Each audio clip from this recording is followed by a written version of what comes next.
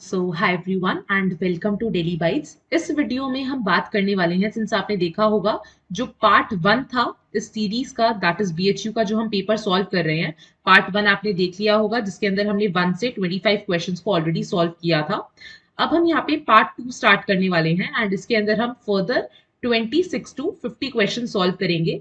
And since ये वाला जो आपका पेपर है सोनली मैथ्स से रिलेटेड है, ये जो आपका एग्जाम है वो किसका है, बीएचयू का जो लास्ट ईयर एग्जाम आया था उससे रिलेटेड है। क्योंकि हमें पता है इस साल ड्यू जो है, जो पिछले साल बीएचयू का पैटर्न आया था, सिमिलर पैटर्न पे ड्यू इस बार एग्जाम करा रहा है। और मैथमेटिक्स के लिए जो कोड है दैट इज COQP06, ये मैथमेटिक्स का कोड है। तो आज हम जो 25 to 50 क्वेश्चन, जो कि आपको पता है सोनली आपके 25 से 100 क्वेश्चन सारे क्या होते हैं, डोमेन स्पेसिफिक होते हैं। तो उसी में से हम 26 से 50 क्वेश्चन यहाँ पे सॉल्व करने वाले हैं। तो स्टार्ट करते हैं, लेकिन उससे पहले इफ अगर कोई चाहता है ये वाले क्वेश्चंस को वेबसाइट के ऊपर सॉल्व करना, सिंस प्रीवियस ईयर जो बीएचयू का पेपर है 2022 वाला वो फ्रीली अवेलेबल है, तो आप वहां से जाके एक्सेस कर सकते हैं। तो एक बार बस देख लीजिए किस तरीके से आप जा सकते हैं। आपको कुछ नहीं करना, आपको सिंपली जाना है वेबसाइट गूगल पे एंड आपको यहाँ पे टाइप करना है डेली बाइट्स। जब आप सर्च करेंगे तो जो फर्स्ट लिंक आएगा उसको ओपन करिए एंड जब आप ओपन करेंगे तो ऐसा कुछ इंटरफेस आ जाएगा। मैं एक बार आपको दिखा देती हूँ। तो आपको क्या करना है, सिंपली आपके पास जब ये इंटरफेस ओपन हो जाए, सिंस हमने रजिस्टर किस तरीके से करते हैं वो पार्ट ए में देख लिया था, तो आपको यहाँ पे लॉग इन करना है। जैसे ही आप यहाँ पे लॉग इन करते हो, यहाँ पे मॉक टेस्ट पे जाओ एंड यहाँ पे आप देखोगे मॉक टेस्ट सीरीज आ रहा है, ठीक है। तो हमारा जो कोड है दैट इज COQP06। अब यहाँ पे ये साइंस के लिए भाई 07 है, फोटो गलत लगी हुई है, हम मैथमेटिक्स कर रहे हैं तो आप सर्च करिए। आप सर्च करेंगे ये आपके पास मैथमेटिक्स आया एंड आप यहाँ पे देख सकते हैं जो प्रीवियस ईयर है 2022 का वो फ्री में अवेलेबल है। मैंने भी यहाँ पे नहीं खरीद रखा, अगर आप चाहें तो देख सकते हैं। तो आप अगर आप चाहें तो फ्री में एक्सेस पिछले साल वाला कर सकते हैं। एंड सिमिलर चीज आप यहाँ पे जिस हिसाब से आप एग्जाम देते हैं बीएड का, सेम पैटर्न पे आपको यहाँ पे मिल जाएगा, फ्रीली अवेलेबल है। तो यहाँ पे अब जो मैं आपको क्वेश्चंस कराऊंगी, जैसे आज हम 26 से स्टार्ट करने वाले हैं, तो यही का जो स्निप है बेसिकली, यही स्क्रीनशॉट मैंने आपका पीपीटी में अप्लाई करा हुआ है और हम इसको सॉल्व करेंगे।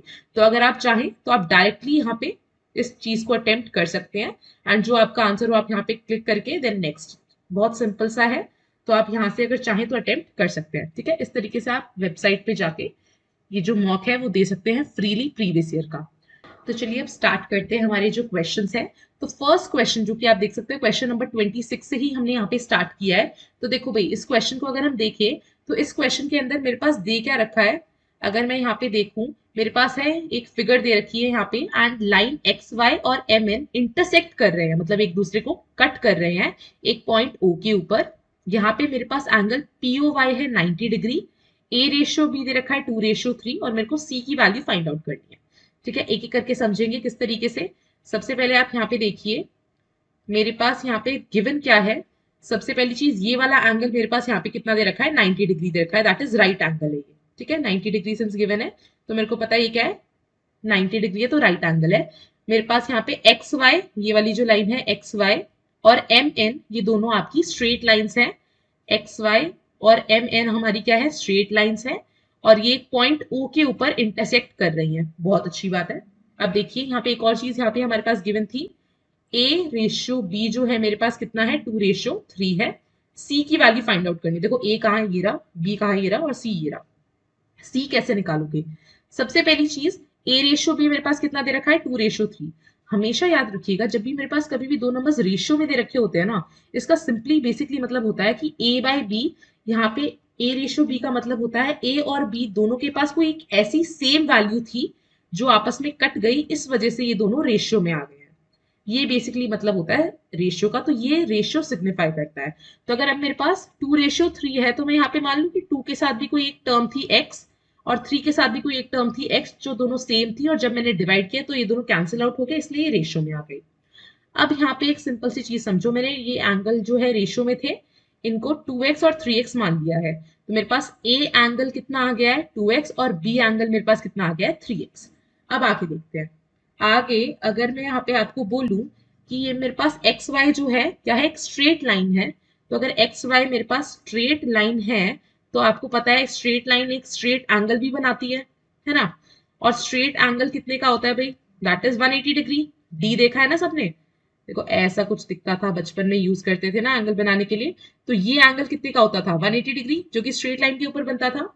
तो अगर मैं इससे यहाँ पे बोलना चाहूं कि मेरे पास angle A plus angle B plus वो जो 90 डिग्री था, देखो 90 डिग्री कहां से लिख रही हूँ भाई, ये वाला 90 डिग्री, ए प्लस बी प्लस ये वाला एंगल 90 डिग्री, इन तीनों का सम मेरे पास क्या हो जाएगा 180 डिग्री, क्योंकि देखो एक लाइन एक्स वाई मेरे पास लाइन है और इन तीनों का सम कितना आना चाहिए 180 डिग्री आ रहा है। तो यहाँ पे अब मेरे पास इन तीनों का सम कितना आ जाएगा 180 डिग्री। सॉल्व करो। एंगल ए अभी मैंने कितना लिखा था, पीछे देखिए, एंगल ए मेरे पास था 2x और एंगल बी था 3x।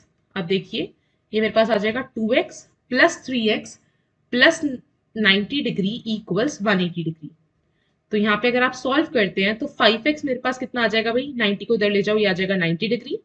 तो x की वैल्यू ये दोनों मल्टीप्लीकेशन में इधर जाएगा तो कितना हो जाएगा डिवाइड में, तो ये मेरे पास आ गया 90/5। इसको सॉल्व करोगे तो x की वैल्यू यहाँ पे आपके पास आ जाएगी 18 डिग्री। अब यहां से मेरे पास x आ गया है, तो क्या करूं, अब मैं यहाँ से एंगल a और एंगल b निकाल सकती हूँ, क्योंकि उस x की वैल्यू को मैं यहाँ पे सब्स्टिट्यूट कर सकती हूँ।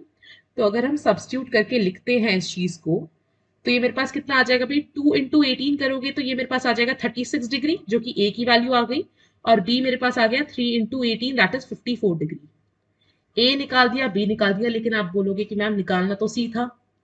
अब एक सिंपल सी चीज समझिए, जिस हिसाब से मेरे पास ये एक्स वाई जो था, मैंने बोला ये स्ट्रेट एंगल बन रहा है, सिमिलरली मैं यहाँ पे बोल सकती हूँ जो एम एन है वो भी मेरी एक स्ट्रेट लाइन है, तो ये भी 180 डिग्री बनाएगा, है ना। अगर बस थोड़ा सा टेढ़ा होके देखो, ये भी मेरे पास 180 डिग्री बना रहा है। अगर थोड़ा सा टेढ़ा होके देखते हो, ये भी मेरे पास क्या बना रहा है 180 डिग्री। तो मैं यहाँ पे बोल सकती हूँ एंगल बी और एंगल सी का सम भी मेरे पास कितना आएगा 180 डिग्री। एंगल बी और एंगल सी का भी सम कितना आ जाएगा 180 डिग्री। एंगल बी अभी अभी मैंने 54 निकाला है, राइट। एंगल सी की वैल्यू निकालनी है, ये मेरे पास आ गया 180 डिग्री। नॉर्मल अलजेब्रा अगर आप सॉल्व करते हो तो एंगल सी आपके पास कितना आ जाएगा 180 minus 54 that is 126 degree. Angle C की वैल्यू आ गई, दैट इज ऑप्शन नंबर यहाँ पे आपका सी बिल्कुल करेक्ट है। ठीक है, ये 26 क्वेश्चन था, इसका ऑप्शन नंबर सी जो है बिल्कुल करेक्ट आंसर है। आगे बढ़ते हैं, यहाँ पे हमारे पास नेक्स्ट क्वेश्चन क्या है, हमें रिमाइंडर फाइंड आउट करना है। जब मेरे पास ये एक भाई पॉलिनोमियल है, पॉलिनोमियल कुछ नहीं होता, polynomial is basically an expression. अब बोलोगे एक्सप्रेशन क्या होता है, एक्सप्रेशन मैथ्स के अंदर वो बोलते हैं जब हमारी कांस्टेंट और वेरिएबल जो टर्म है ये दोनों कंबाइन हो जाते हैं, इन दोनों का जहाँ पे संगम होता है। और संगम किस चीज से होता है भाई, जब इन दोनों के बीच में कोई रिश्ता बनता है। रिश्ते मैथ्स के अंदर 4 तरीके के होते हैं भाई, प्लस माइनस मल्टीप्लाई और डिवाइड। जब मेरे पास एक कांस्टेंट और वेरिएबल के बीच में इन चारों में से कोई एक रिश्ता बनता है, उसको हम एक्सप्रेशन बोल देते हैं, वही हमारा पॉलिनोमियल है। तो मेरे को यहाँ पे इस पॉलिनोमियल को जब मैं एक और एक्सप्रेशन से डिवाइड करती हूँ x माइनस ए से, तब क्या रिमाइंडर आएगा वो हमें बताना है। तो देखो इसको करने के दो तरीके हो सकते हैं। एक तरीका ये हो सकता है कि हम जो आपका लॉन्ग डिविजन मेथड था कि x माइनस ए मेरे पास एक एक्सप्रेशन है और उसको x cube minus a x square plus 6x minus a से आप डिवाइड करो, जो लॉन्ग डिविजन मेथड था, लेकिन वो आपका थोड़ा टाइम वेस्ट करेगा। एक कि आप इसको नॉर्मली डिवाइड करो और देखो लास्ट में क्या रिमाइंडर बच रहा है। इसी को तो बोलते थे, याद है, इसको डिवाइजर बोलते थे, इसको डिविडेंट बोलते थे, यहाँ पे जो आता था उसे क्वेश्चंट बोला जाता था, लास्ट में जो बचता था वो हमारा रिमाइंडर हो जाता था। लेकिन आपने एक फैक्टर थ्योरम या फिर हमने क्या क्या बोलते थे उसे, रिमाइंडर थ्योरम जिसको हम बोलते थे, वो हम यहाँ पे यूज कर सकते हैं। वो क्या बोलता है कि मेरे पास यहाँ पे जो डिवाइजर है जिसे डिवाइड करा जा रहा है, उसको क्या करो, आप क्या करते थे उसे x माइनस ए, जैसे मेरे पास यहाँ पे क्या है मेरा डिवाइजर है, तो इसको 0 के इक्वल पुट कर दो और यहाँ से x की वैल्यू निकाल दो। माइनस ए उधर जाएगा तो क्या बन जाएगा प्लस ए, तो x की वैल्यू a आ गई। अब ये x की वैल्यू इस पॉलिनोमियल में सब्स्टिट्यूट करो। तो आपको पता है पॉलिनोमियल को किस तरीके से लिखा जाता है, px इक्वल्स x क्यों लिखा, क्योंकि ये जो पॉलिनोमियल है यहाँ पे x वेरिएबल का यूजेज है। तो x cube minus a x square plus 6x minus a, ये जो दे रखा था भाई एग्जैक्ट वही लिखा है मैंने, अपनी तरफ से कुछ नहीं लिखा। अब x की वैल्यू यहाँ पे इस क्वेश्चन के लिए क्या है भाई मेरे पास, दैट इज a। देखो ये a है, तो अभी आप क्या करो, x की जगह a डाल दो। तो जहां जहां पे यहाँ पे x है वहां वहां पे a लिखिए। तो ये मेरे पास हो जाएगा a का क्यूब माइनस a इंटू ए का स्क्वायर प्लस 6 इंटू ए माइनस ए। इसको सॉल्व करेंगे हमारे पास रिमाइंडर आ जाएगा। अब देखो ये आ जाएगा a cube minus A into A square. तो भाई देखो a into A square, A square का मतलब क्या होता है, ए इंटू ए। तो बेसिकली यहाँ पे क्या हो रहा है, ए इंटू ए, 3 बारी ए मल्टीप्लाई हो रहा है, तो इसका मतलब हो गया ये क्या आ गया, ए क्यूब। तो ये मेरे पास यहाँ पे भी आ गया ए क्यूब प्लस 6a - ए क्यूब में से ए क्यूब कैंसिल आउट हो जाएगा, because A cube minus A cube तो 0 होता है। 6a - a करोगे तो ये मेरे पास कितना आ गया, 5a। तो यहाँ पे रिमाइंडर मेरे पास कितना आएगा भाई, ऑप्शन नंबर सी अगर आपको दिख रहा हो यहाँ पे, ऑप्शन नंबर सी बिल्कुल करेक्ट आंसर है आपका। दैट इज 5a हमारा आंसर आएगा जब हम ये जो पॉलिनोमियल गिवन था उसको हम x माइनस ए से डिवाइड करेंगे। ठीक है, आगे चलते हैं भाई नेक्स्ट क्वेश्चन पे। यहाँ पे हमारे पास एक और फिगर दे रखी है एंड यहाँ पे मेरे को दे रखा है A B is parallel to C D.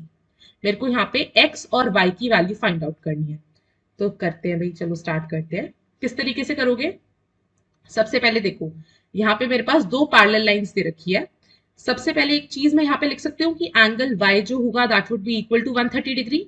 क्यों, क्योंकि भाई देखो एंगल ये 130 डिग्री है, ये y है, और ये दोनों आपस में क्या है, वर्टिकली अपोजिट एंगल्स है। क्या है ये, वर्टिकली अपोजिट एंगल्स है। तो एंगल y मेरे पास कितना आ जाएगा भाई, 130 डिग्री। ठीक है, एक और चीज आपको दिखाती हूँ, हाईलाइट करती हूँ, एक सेकंड दीजिएगा बस। अगर मैं यहाँ पे बोलूं सिंस मेरे पास a और b दोनों क्या है, पैरेलल लाइंस दे रखी हैं, तो यहाँ पे अगर मैं यहाँ पे ये चीज मार्क कर दूं कि ये मेरे पास एक z बन रहा है, दिख रहा है भाई, ये देखिए ये z बन रहा है। ठीक है, और हमें पता है जब हमारे पास दो पैरेलल लाइंस दे रखी हो और z बन जाए तो उसका भाई बहुत बड़ा सिग्निफिकेंस होता है। बेसिकली जो अंदर के दोनों एंगल्स होते हैं वो इक्वल हो जाते हैं, और इन दोनों एंगल्स को हम क्या बोलते थे, ऑल्टरनेट इंटीरियर एंगल्स। तो मैं यहाँ पे बोलूँ एंगल x और एंगल y इक्वल होंगे, बिकॉज मेरे पास यहाँ पे A B is parallel to C D, ये दोनों लाइंस पैरेलल दे रखी हैं। और सिंस अगर z बन जाता है तो ऐसे एंगल्स को हम क्या बोल देते हैं, ऑल्टरनेट इंटीरियर एंगल्स, और ऑल्टरनेट इंटीरियर एंगल्स आपस में इक्वल होते हैं। तो यहाँ पे एंगल x भी कितना आ जाएगा, 130 डिग्री। ठीक है, दोनों एंगल्स 130 डिग्री आ गए, तो आपका ऑप्शन नंबर डी जो है यहाँ पे that is the correct option इस क्वेश्चन के लिए। ठीक है, आगे बढ़ते हैं। नेक्स्ट हमारे पास क्वेश्चन क्या है कि इनमें से बताओ भाई कौन सा रेशनल नंबर है। तो सबसे पहले आपको पता होना चाहिए भाई रेशनल नंबर होते क्या है। रेशनल नंबर होते कौन से हैं भाई, जो आपके बेसिकली p बाई क्यू की फॉर्म में हो, बेसिकली फ्रैक्शनल फॉर्म में होना चाहिए। एंड जो डिनोमिनेटर है, आपको पता है इसको न्यूमरेटर बोलते हैं, इसको डिनोमिनेटर बोलते हैं। तो जो डिनोमिनेटर है that must not be equal to 0, वो 0 के इक्वल नहीं होना चाहिए, ये बेसिक रिक्वायरमेंट होती है। एक और चीज ऐड कर देते हैं कि आपका यहाँ पे जो p और q है ये दोनों को प्राइम इंटीजर्स होने चाहिए। को प्राइम ना भी हो तो भी चल जाएगा, बट इंटीजर्स होना चाहिए। इंटीजर्स क्या होते हैं, नई टर्म आ गई, integers are basically those terms जिसके अंदर आपके नेगेटिव, जीरो और पॉजिटिव नंबर्स जिसमें आते हैं। लेकिन इंटीजर्स के अंदर आपके कौन से नंबर्स नहीं आते थे भाई, डेसिमल्स नहीं आते थे और फ्रैक्शन टर्म्स नहीं आते थे। ठीक है, ये हमारे बेसिकली इंटीजर्स होते थे। अब देखिए यहाँ पे आपको बस ये चेक करना है कि किसी में आपका ऐसा तो नहीं आ रहा कि रिमाइंडर जो है वो क्या आ रहा है, 0 आ रहा है, या फिर आपका जो हमारे पास पी वाई क्यू की फॉर्म में होना चाहिए। ये रिक्वायरमेंट अगर फुलफिल कर रहा है तो हम क्या बोल देंगे, ये रेशनल नंबर है। तो देखिए स्टार्ट करते हैं। एक ना हमेशा याद रखिएगा जो आपके पाई होता है ना, पाई इज इर्राशनल नंबर।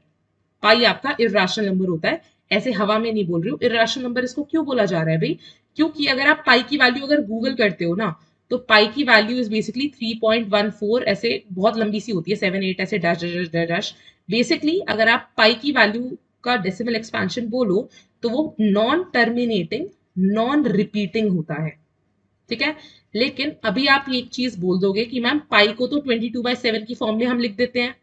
फिर कैसे, क्योंकि मैंने ही बोला अभी अभी कि पी बाई क्यू की फॉर्म में हम रेशनल नंबर्स ही आते हैं।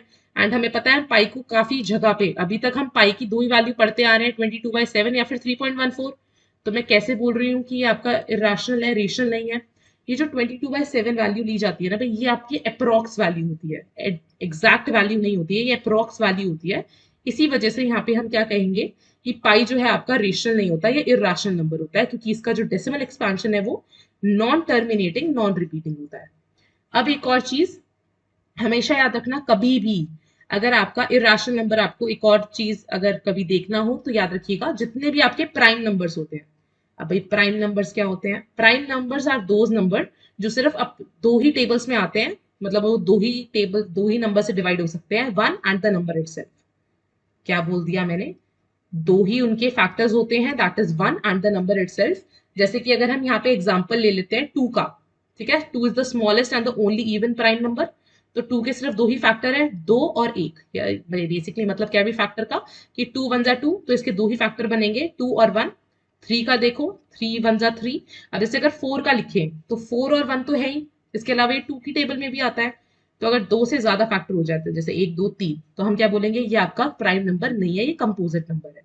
तो यहाँ पे मैं बोल क्या रही थी आपसे, अगर हमारे पास कभी भी इर्राशनल नंबर जो है आपके, वो वाले नंबर्स होते हैं जब आपके प्राइम नंबर्स कभी भी स्क्वायर रूट या क्यूब रूट में आ जाए। जैसे अगर मेरे पास √2 आ गया, √5 आ गया, √7 आ गया, √11 आ गया, जितने भी प्राइम नंबर्स है अगर वो स्क्वायर रूट में आ गए हैं तो हम बोलेंगे वो आपके इर्राशनल नंबर होते हैं।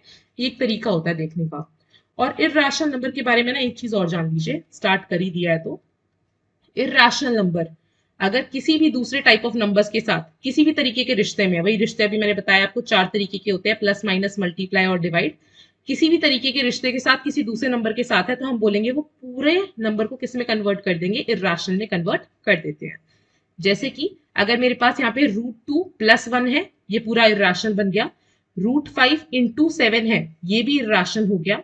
अगर मेरे पास √11 / 3 है, ये भी इर्राशनल हो गया। और अगर मेरे पास √7 - 3 है, ये भी इर्राशनल हो गया। किसी भी टाइप के नंबर के साथ इन चारों में से किसी भी रिश्ते में है तो हम क्या बोलेंगे, ये वो वाली गंदी मछली है जो पूरे तालाब को गंदा कर देती है, बेसिकली पूरे तालाब को इर्राशनल में कन्वर्ट कर देती है। अब ये बात क्यों बताई, देखो इधर।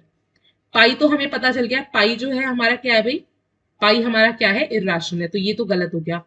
अब देखो, √5 दिख गया और इसके साथ ये 2 के साथ माइनस के रिश्ते में, तो ये भी इर्राशनल हो गया। 1 / √2, √2 हमारा इर्राशनल है, ये भी हमारा क्या हो गया, इर्राशनल हो गया। अब मेरे पास यहाँ पे √7, लेकिन इसको थोड़ा सा रुको और सॉल्व करो।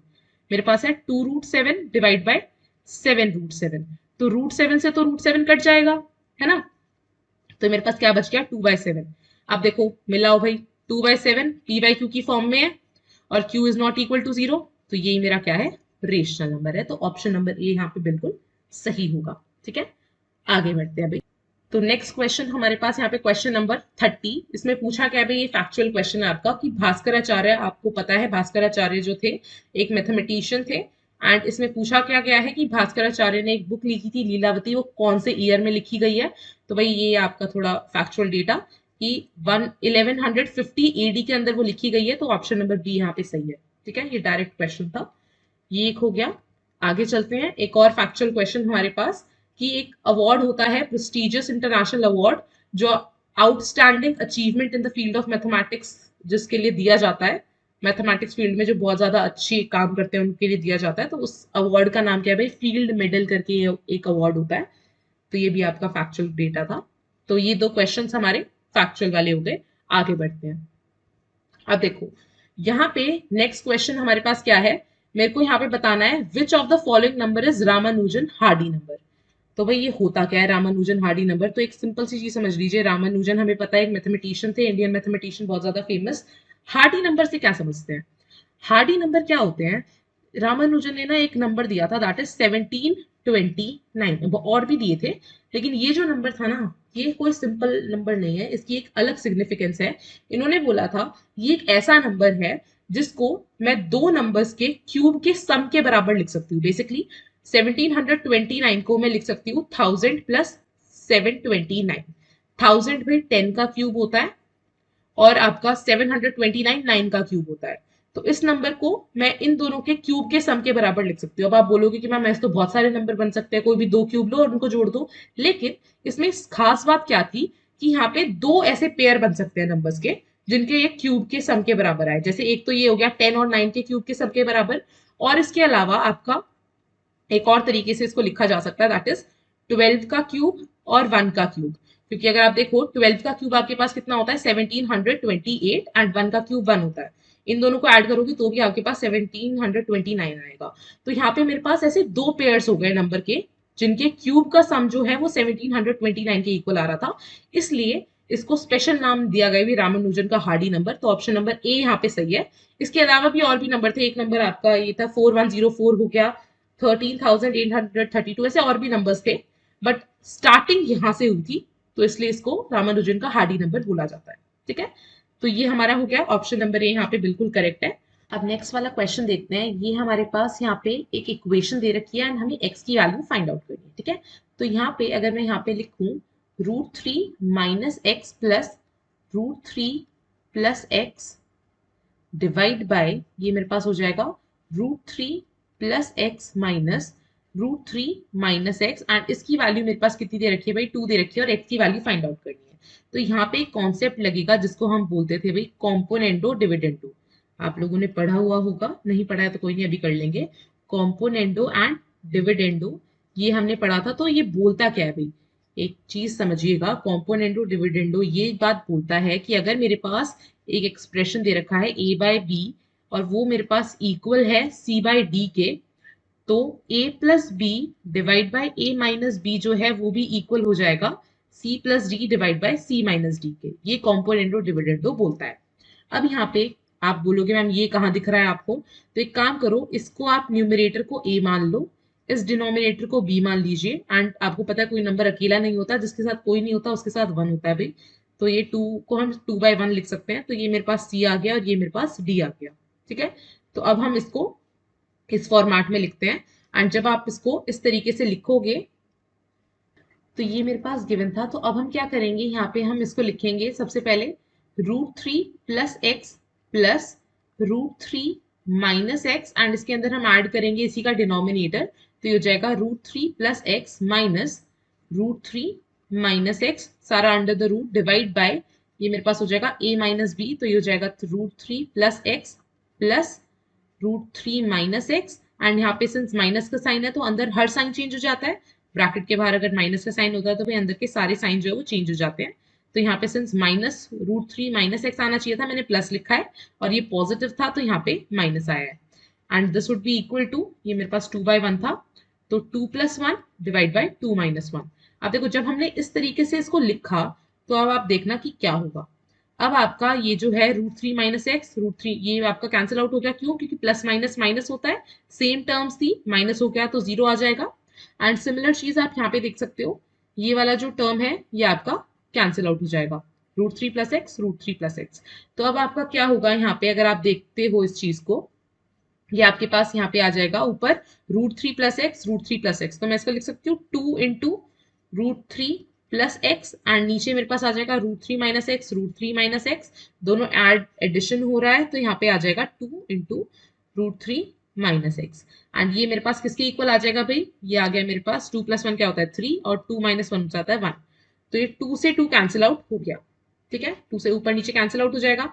तो अब मेरे पास यहाँ पे क्या आ गया है, √3 प्लस एक्स, और नीचे आ गया है √3 माइनस एक्स, और यहाँ पे मेरे पास है 3। एक काम करो, स्क्वायर रूट हटाना है, दोनों तरफ क्या करो, स्क्वायरिंग बोथ साइड्स कर लीजिए, स्क्वायरिंग बोथ साइड्स। एंड जब आप ऐसा करते हैं, इसके बाद भी मैं यहाँ पे सॉल्व कर रही हूँ, जब आप ऐसा करोगे तो अगर आप यहाँ पे स्क्वायरिंग बोथ साइड्स करते हो तो ऊपर वाला स्क्वायर रूट, अब देखो ये स्क्वायर जो है वो न्यूमरेटर डिनोमिनेटर दोनों में बट जाएगा, तो आपके पास आ जाएगा 3 प्लस एक्स और नीचे आ जाएगा 3 माइनस एक्स, क्योंकि स्क्वायर और स्क्वायर रूट आपस में कैंसिल आउट हो जाते हैं, और ये आपके पास 3 का स्क्वायर दैट इज 9 के इक्वल आ गया।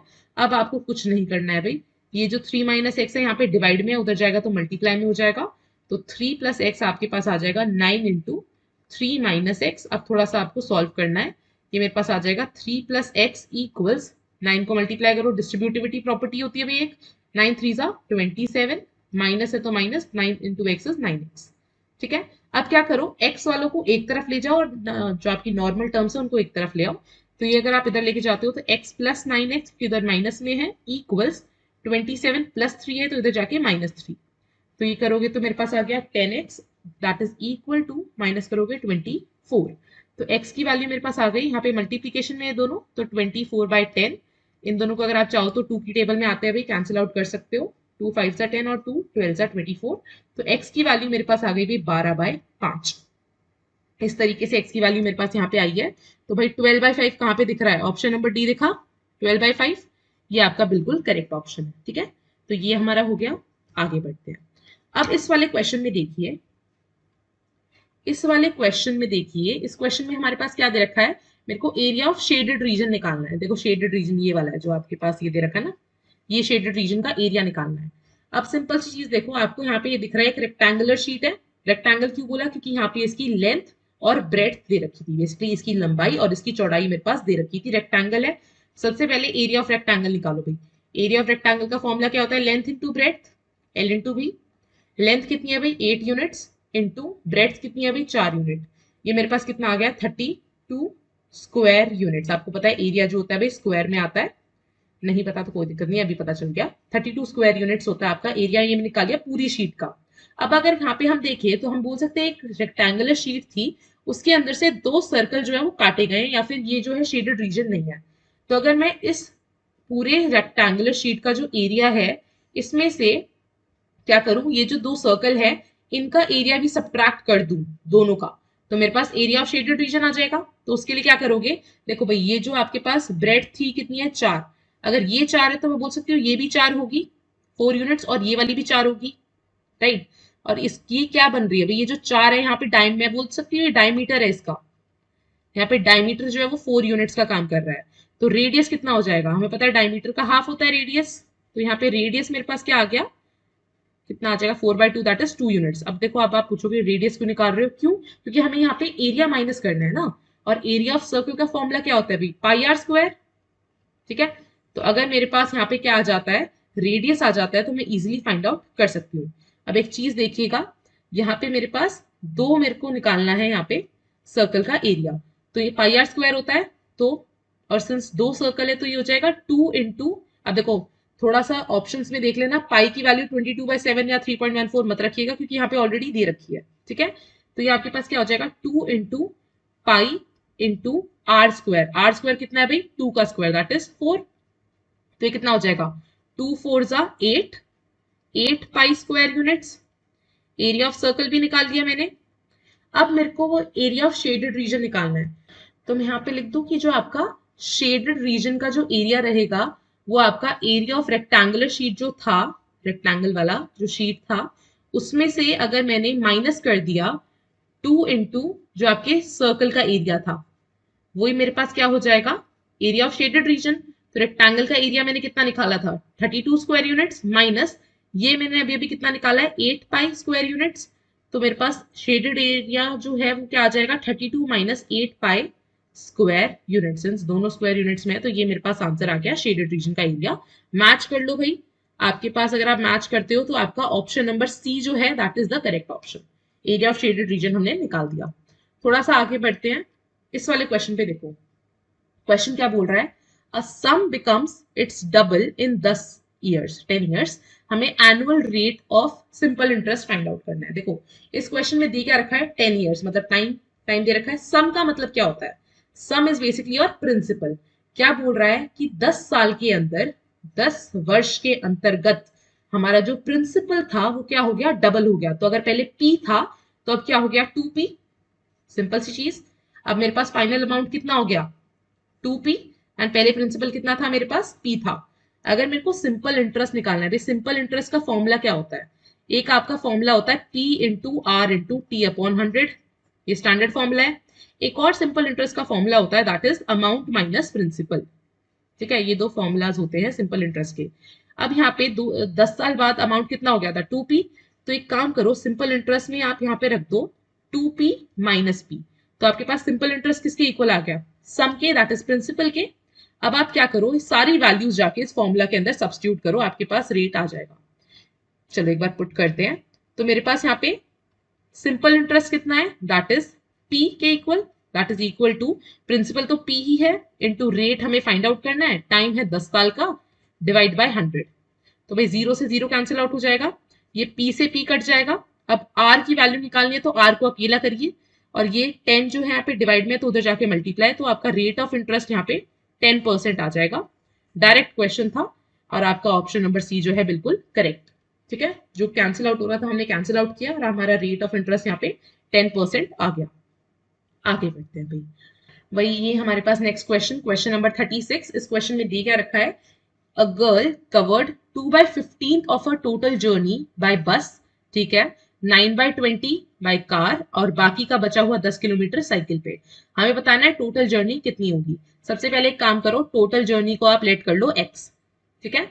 अब ये जो टोटल जर्नी है उसका 2/15, तो अगर मैं लिखूं 2/15 ऑफ टोटल जर्नी जो है उसने ऑफ मतलब इनटू होता है, 2/15 ऑफ एक्स, उसने कितना कहां से ट्रेवल किया, बस से, plus 9/20 of x, total journey उसने कार से करा, और बाकी का बचा हुआ 10 उसने साइकिल से किया।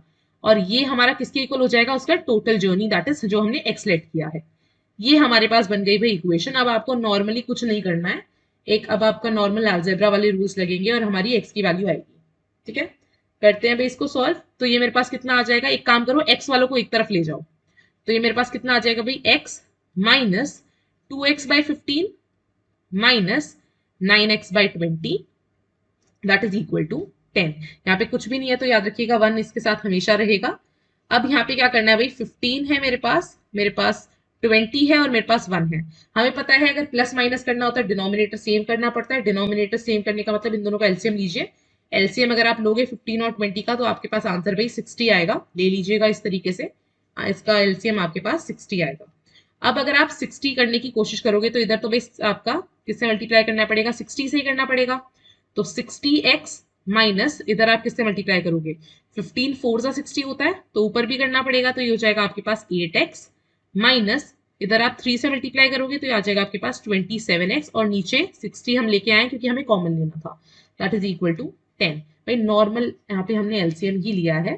ठीक है, अब हम थोड़ा सा आगे बढ़ते हैं। अगर अब आप इसको सॉल्व करते हो तो ये आपके पास कितना आ जाएगा भाई, 60x माइनस 8 माइनस 27 अगर आप करते हो तो ये आपके पास कितना आ जाएगा 35, और 60 में से अगर 35 को माइनस करोगे तो 25x that is equal to 60 को इधर मल्टीप्लीकेशन में ले जाओ, ये आ जाएगा 600। तो x की वैल्यू अगर आप यहाँ से निकालते हो तो आपके पास x की वैल्यू कितनी आ जाएगी, 600/25। सॉल्व करोगे तो ये आपके पास आ जाएगा भाई 24 किलोमीटर। और यही मेरे को यहाँ पे फाइंड आउट करना था, टोटल जर्नी कितनी है, तो टोटल आ गया 24 किलोमीटर, डायरेक्ट क्वेश्चन आपका। तो ऑप्शन नंबर डी जो है 24 किलोमीटर बिल्कुल करेक्ट ऑप्शन। ठीक है, बस इक्वेशन यहाँ पे मेजर आपका इक्वेशन था कि आप किस तरीके से बनाते हो, उसके बाद आपका नॉर्मल अलजेब्रिक यहाँ पे रूल्स फॉलो हुए हैं। अगले क्वेश्चन पे आते हैं यहाँ पे, दैट इज क्वेश्चन नंबर हमारे पास है 37। अब इस क्वेश्चन को देखिएगा, क्वेश्चन हमारे पास क्या बोल रहा है। अगर हमारे पास है ratio between the ages of P और क्यू, पी रेशियो क्यू, इन दोनों की एजेस मेरे पास क्या दे रखी है 2/3। अभी हमने रेशियो वाला जब क्वेश्चन डिस्कस किया था इसको मैं ऐसे लिख सकती हूँ p/q जो है मेरे पास 2/3 के इक्वल है। ठीक है, और मेरे पास q और r का जो रेशियो है that is q ratio r मेरे पास कितना है भाई 4:5 है। और मेरे को फाइंड किसका करना है भाई p और r का, तो इसको मैं q/r क्या लिख सकती हूँ, that is equal to 4/5। p और r का करना है, एक काम करो इन दोनों को ना मल्टीप्लाई कर दो, तो मेरे पास आ जाएगा p/q इंटू q/r। इन दोनों को अगर मैं मल्टीप्लाई करती हूँ तो भाई इसका जो राइट हैंड साइड है वो भी मल्टीप्लाई होगा, तो 2/3 इंटू 4/5। ऐसा मैंने क्यों किया, क्योंकि जब आप इन दोनों को मल्टीप्लाई करोगे तो p और q, आपका q से q कैंसिल आउट हो जाएगा और आपके पास p/r आ जाएगा, बेसिकली p रेशियो r जो कि हमें फाइंड आउट करना है। तो ये आपके पास अगर आप इसको सॉल्व करते हो तो 2 4 जा 8 और 3 5 जा 15, तो 8:15 मेरे पास आंसर आ जाएगा। डायरेक्ट क्वेश्चन, बस आपको मल्टीप्लाई करना था। तो ये मेरे पास ऑप्शन नंबर बी जो है बिल्कुल करेक्ट ऑप्शन। आगे बढ़ सकते हैं भाई, 8:15 मेरा आंसर आ गया ऑप्शन नंबर बी। आगे बढ़ते हैं। अब यहाँ पे देखो परसेंटेज का क्वेश्चन है, क्वेश्चन नंबर 38। किस तरीके से आप इसको अप्रोच करेंगे देखिएगा। मेरे पास पी की इनकम दे रखी है कि पी की जो इनकम है is 10% more than that of Q's. Q की इनकम से जो पी की इनकम है वो 10% ज्यादा है। तो अगर मैं क्यू की इनकम को क्यू ले लेती हूँ तो मैं लिख सकती हूँ जो पी की इनकम है वो क्या है, Q plus 10% of Q. Q की इनकम से 10% ज्यादा है ना, तो पी की इनकम क्या हो जाएगी, क्यू प्लस 10% ऑफ क्यू। और हमेशा याद रखिएगा भाई जब परसेंटेज का साइन रिमूव करते हैं तो 100 से डिवाइड होता है। तो अगर अब आप इसको सॉल्व करते हैं तो ये आपके पास भाई देखो ये इससे कैंसिल आउट हो जाएगा, क्यू प्लस ये आपके पास कितना आ जाएगा q/10, नॉर्मल एलसीएम लीजिएगा और ये आपके पास आ जाएगा भाई 11 q/10। ये मैंने क्या निकाल दिया यहाँ पे, P की इनकम निकाल दी और Q की इनकम निकाल दी। Q की तो हमने लेट कर ली थी Q, एंड P की इनकम मेरे पास कितनी आ गई 11 q/10। अब हमें क्या करना है भाई, इसके आगे हमसे पूछा क्या गया क्वेश्चन में, एक बार क्वेश्चन देखते हैं। हमसे पूछा गया है how much percentage is Q's income less than that of P। P के कंपैरिजन में Q की इनकम कितनी कम है उतना वो हमें परसेंटेज बताना है। ठीक है, तो इसको सॉल्व करते हैं भाई। तो आप सबसे पहले क्या करो, इन दोनों के बीच का डिफरेंस निकाल लो। ठीक है, तो अगर आप डिफरेंस निकालते हो तो आपको क्या करना है भाई, 11 q/10, इसमें से q को सब्ट्रैक्ट करिए, यहाँ पे नॉर्मल आपका एलसीएम लगेगा जब आप सब्ट्रैक्ट करोगे तो दोनों के बीच का ये जो हम डिफरेंस निकाल रहे हैं, डिफरेंस निकाल रहे हैं हम P माइनस क्यू का। P माइनस क्यू ही क्यों किया, क्योंकि P की इनकम ज्यादा थी ना 10%, इस वजह से। तो अगर आप सॉल्व कर दोगे तो ये आपके पास भाई Q/10 आ जाएगा। अब मेरे को यहाँ पे निकालना क्या है, कितना परसेंटेज इंक्रीज है, कितना ज्यादा है P की income in comparison of Q, या फिर Q की इनकम कितनी कम है in comparison of P, same बात। तो अगर आपके उसके लिए फॉर्मूला क्या बनेगा, डिफरेंस इन दोनों का डिवाइड बाय P की इनकम इंटू 100। यहाँ पे हम इंटू 100 क्यों कर रहे हैं, क्योंकि हमें परसेंटेज लगाना है। हमेशा याद रखना, परसेंटेज हटाना होगा तो डिवाइड बाय 100, लगाना होगा तो मल्टीप्लाई बाय 100। तो ये आपका फॉर्मूला बनेगा। अब देखिए डिफरेंस हमने अभी अभी निकाला Q/10, P की इनकम क्या थी भाई 11 Q/10 इंटू का 100। अब जो कट रहा है उसको कैंसिल आउट करिए और आपका आंसर आपके पास आ जाएगा।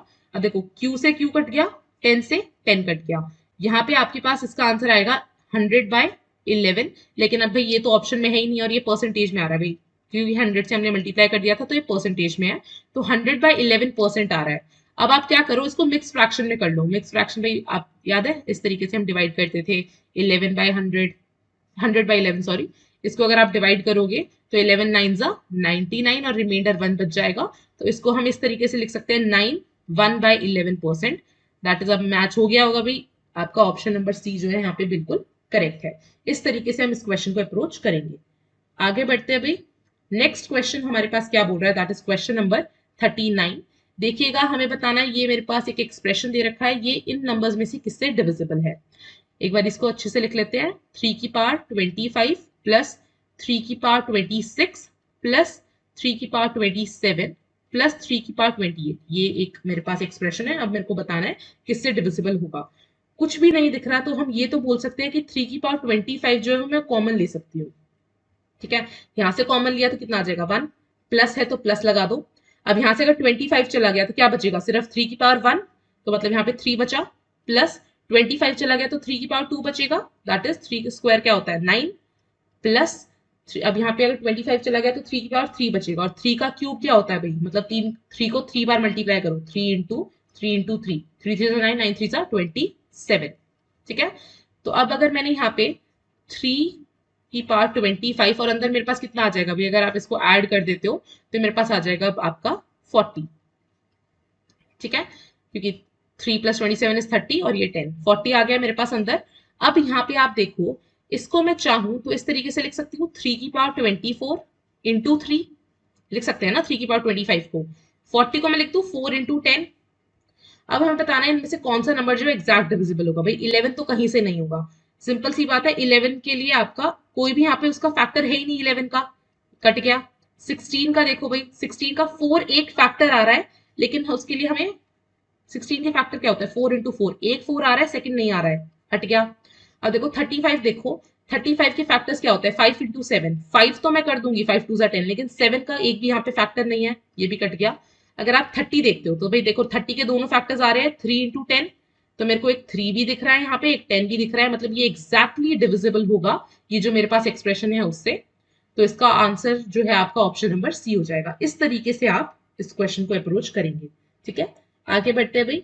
अब हमारे पास एक बहुत प्यारा सा क्वेश्चन है ये।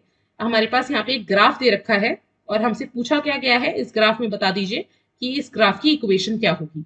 ठीक है, y इक्वल्स एक्स स्क्वायर होगी, y इक्वल्स 2x होगी, 2y इक्वल्स x या y इक्वल्स x, ये चार ऑप्शन है हमारे पास। इस क्वेश्चन को देखो, अब हमारे पास ये कार्टेशियन प्लेन है। कार्टेशियन प्लेन पे देखो, इसको x एक्सिस बोलते हैं, जो आपकी हॉरिजॉन्टल लाइन होती है, इसको हमारे पास y एक्सिस बोलते हैं, और इस तरीके का कुछ ग्राफ आ रहा है। तो अब आप देखो, ये पॉइंट देखो, अगर अब आप इसको x एक्सिस और y एक्सिस से ज्वाइन करते हो, जब मेरा x 1 है y भी 1 है। ठीक है, जब आप ये वाला पॉइंट देखते हो, जब मेरा x 2 है y भी 2 है। ये वाला पॉइंट देखो, x जहां पे 3 है वहां पे मेरा y भी 3 है। ये वाला अगर आप देखोगे, जहां पे x जो है 4 है वहां पे y भी 4 है, मतलब जहां पे x 4 है वहां पे y भी 4 है। तो इसका मतलब मैं बोल दूं कि यहाँ पे जहां पे x की जो वैल्यू है सेम वहां पे y की वैल्यू है। x और y की वैल्यू आप पूरे ग्राफ में देख लीजिए, जो है कॉन्स्टेंटली सेम चल रही है। 1 1 देखो, ये पॉइंट क्या हो जाएगा 1 1, ये क्या हो जाएगा 2 2, ये हो जाएगा 3 3, ये हो जाएगा 4 4, ये हो जाएगा 5 5 और ये हो जाएगा 6 6। तो यहाँ पे हम बोल सकते हैं कि ये जो ग्राफ की इक्वेशन है वो ऐसी वाली दिख रही है मेरे को, जहां पे y जो है वही वैल्यू x की है। तो ऑप्शन नंबर सी जो है आपका डायरेक्टली सही हो गया, किस तरीके से किया, इस पॉइंट को x से मिला दो, y से मिला दो, x से मिला दो, y से मिला दो, तो आप देखोगे कि हर पॉइंट पे जो x की वैल्यू है वही आपकी y की वैल्यू आ रही है। इस तरीके से हम इस क्वेश्चन को सॉल्व कर सकते हैं। आगे बढ़ते हैं भाई। नेक्स्ट टाइप ऑफ क्वेश्चन हमारे पास यहाँ पे है 41 क्वेश्चन। तो ये क्या बोलता है, हमें बताना है how many zeros will be required to number the pages of a book जिसके अंदर 1000 पेजेस है। कितने जीरोस हमें जरूरत पड़ेगी अगर मेरे को 1000 पेजेस की एक बुक जो है उसको नंबरिंग करनी है। तो भाई देखो, इसमें आपका कुछ मेजर लॉजिक नहीं है, आपको बस क्या करना है, आप स्टार्ट करिए। इसमें आप थोड़े से वो बना लो ग्रुप्स, जैसे 1 to 100 अगर आप जाओगे, देन 101 से आप जाओगे 200 पे, ऐसे फिर 201 से आप जाओगे 300 पे, and similarly so on, last में आप जाओगे 901 से 1000 पे। ठीक है, अब देखिए किस तरीके से हम करेंगे। अब अगर आप 1 to 100 में देखते हो कहाँ कहाँ पे जीरो आती है, ये आपका नॉर्मली आपको देखना है कहाँ कहाँ पे जीरो आती है, उस हिसाब से लिखना है, इसका कोई शॉर्टकट नहीं है। तो अगर आप देखते हो 1 to 100 में आप देखो कहाँ कहाँ पे आता है भाई, 10, 20, 30, 40, 50, 60, 70, 80, 90 एंड 100। ठीक है, तो अगर आप यहाँ पे काउंट करते हो तो भाई आपके 11 जीरोस आ रहे हैं इस वाले केस में, आपके इवन 1000 लिखते हैं भाई, 100 है ये, 11 जीरोस आ रहे हैं अगर हम 1 to 100 देखते हैं। ठीक है, अब आप आगे बढ़िए, 101 से अगर आप 200 देखते हैं तो इसके अंदर अगर आप देखोगे तो एक भाई आपका 101 से 101, 102, 103 ऐसे करके आपका 109 तक ये आपकी 9 जीरोस आ रही है, और इसके अलावा 110, 120, 130 ऐसे करते करते आपकी 200 तक जीरोस आ रही है। तो ये जो है ये तो आपकी 11 जीरोस हैं, और इसके साथ साथ 9 ये वाली, तो 9 + 11 इज 20, तो यहाँ पे 20 जीरोस आ रही हैं। और ये सेम पैटर्न आपका 101 से आपका पूरा 800 टू, सॉरी 801 से 900 तक सेम पैटर्न फॉलो हो जाएगा। तो पहले वाले में आए मेरे पास 11 जीरोस, प्लस उसके बाद 101 से 900 तक बेसिकली 8 पेयर्स बनेंगे, 8 के अंदर मेरे 20 जीरोस आ रहे हैं, प्लस अगर आप 901 से 1000 देखते हो उसके अंदर आएंगे 20 ही, लेकिन अगर 1000 के अंदर आप देखते हो तो 1000 में 3 जीरो आ जाते हैं, तो एक जीरो यहाँ पे ऐड हो जाती है, तो 21 टोटल जीरोस इसमें आ जाएंगे।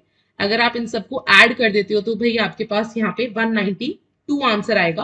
तो ये टोटल नंबर ऑफ जीरोस आप ऐसे काउंट कर सकते हो। ठीक है, तो ऑप्शन नंबर बी आपका यहाँ पे बिल्कुल करेक्ट हो जाएगा, दैट इज 192। आगे बढ़ते हैं भाई। चलो भाई, नेक्स्ट क्वेश्चन मेरे पास है यहाँ पे क्वेश्चन नंबर 42। इसके अंदर क्या है, मेरे पास 4 स्टेटमेंट्स दे रखी है, मेरे को बताना है कौन सी स्टेटमेंट ट्रू है। फर्स्ट स्टेटमेंट पे आते हैं, क्या बोल रही है, there are 54 weeks in a year. तो भाई ये बात कतई ही गलत है। क्यों? क्योंकि सिंपल सी बात समझिए, एक साल में 365 डेज होते हैं, अगर लीप ईयर है तो भाई 366 हो जाएंगे। ठीक है, अगर मैक्सिमम में 366 भी लेके चलती हूँ, तो अगर आप 366 को 7 से डिवाइड करोगे तो आपके पास 3 5 सॉरी 7 5 35 आ जाएगा, और ये आपके पास आ गया 16, तो 7 2 14 आ जाएगा। तो आपके पास यहाँ पे 52 वीक्स बनेंगे, और उसके अलावा 2 दिन और, लेकिन 54 तो किसी एंगल से नहीं बनेंगे, तो हम बोलेंगे पहला स्टेटमेंट तो हो गया भाई गलत। ठीक है, आगे बढ़ते हैं। यहाँ पे मेरे पास नेक्स्ट स्टेटमेंट क्या बोल रही है, नेक्स्ट स्टेटमेंट मेरे पास है the product of two odd integers is even. दो ऑड इंटीजर्स को अगर मैं मल्टीप्लाई करती हूँ तो इवन आएगा, कभी भी नहीं। आप कितने एग्जाम्पल लेके देख लीजिएगा, 3 इंटू 5 करोगे 15, अब अगर आप 5 इंटू 7 करते हो, कोई भी दो ऑड नंबर्स ले लो, कभी भी मल्टीप्लाई करो, आपके पास आंसर हमेशा ऑड ही आएगा।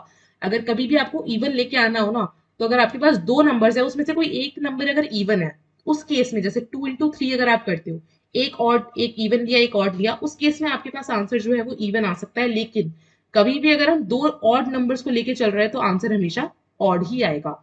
तो ये भी हमारा गलत हो गया भाई, क्योंकि दो ऑड इंटीजर्स का जो प्रोडक्ट है वो इवन नहीं होता, ऑड ही होता है। नेक्स्ट, अगर हम देखें दो इवन नेचुरल नंबर्स अगर मेरे पास उन दोनों का प्रोडक्ट करें तो इवन आएगा, तो भाई बिल्कुल देख लीजिए, 2 इंटू 4 दो इवन नंबर्स लिए मैंने। और नेचुरल नंबर्स क्या होता है भाई, एक टर्म यहाँ पे नेचुरल नंबर आई है। नेचुरल नंबर्स आपके बेसिकली वो वाले नंबर्स होते हैं जो 1 से स्टार्ट हो जाते हैं, इन्फिनिटी तक जाते हैं। ठीक है, 1 2 3 4 नॉर्मली काउंटिंग नंबर्स, और इन्फिनिटी का बेसिकली मतलब होता है फॉर एवर, जो आपकी, सिंस हमें पता है काउंटिंग जो है वो हमेशा चलती रहती है चलती रहती है, तो इसलिए इसको इन्फिनिटी इस साइन से यहाँ पे रिप्रेजेंट किया जाता है। अब अगर हम कोई भी दो नंबर्स ले, इवन नंबर्स कौन से होते हैं भाई, जो 2 से डिविजिबल हो। तो अगर मैं दो कोई भी इवन नंबर्स ले रही हूँ और उनको मल्टीप्लाई करूँ तो हमेशा मेरा आंसर जो है वो पॉजिटिव बेसिकली इवन ही आएगा, 2 4 जा देख लो भाई 8 होता है। कोई भी दो नंबर्स ले लो जो इवन हो, उन दोनों को मल्टीप्लाई करो, आंसर हमेशा इवन आएगा, आप चेक कर सकते हो। ये वाली स्टेटमेंट बिल्कुल करेक्ट है। एक बार लेकिन डी भी देख लो, there can be maximum 4 Sundays in month.